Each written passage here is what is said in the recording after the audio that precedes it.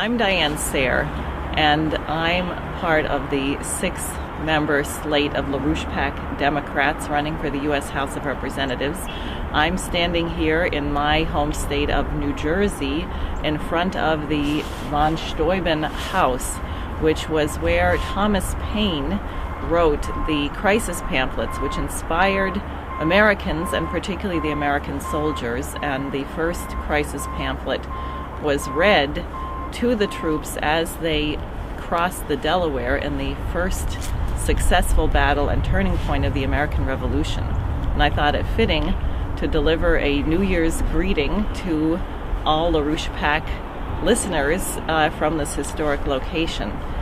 Obviously, we're in a crisis today which is perhaps greater than that faced even at the time of the American Revolution, where for once and for all the British Empire is about to completely disintegrate, and it requires a certain quality of strength and courage from the American people to stand up and to remember the principles under which our republic was created.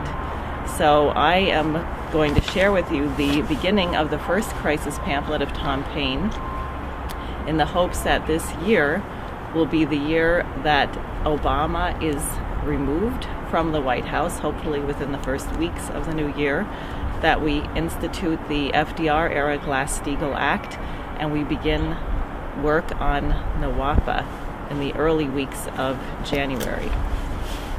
So as Thomas Paine wrote, and as was read to George Washington's troops on Christmas Day 234 years ago, these are the times that try men's souls. The summer soldier and the sunshine patriot will, in this crisis, shrink from the service of their country. But he that stands by it now deserves the love and thanks of man and woman. Tyranny, like hell, is not easily conquered.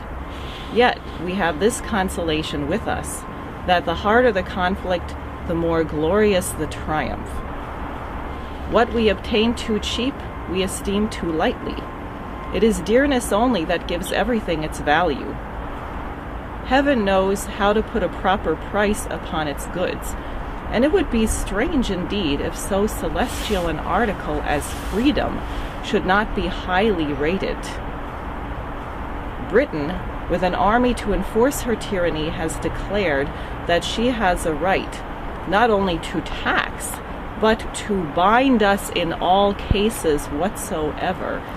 And if being bound in that manner is not slavery, then there is not such a thing as slavery upon earth.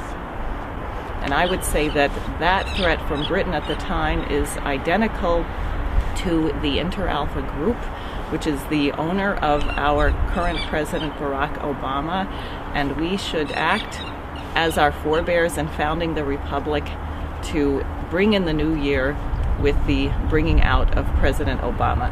Happy New Year.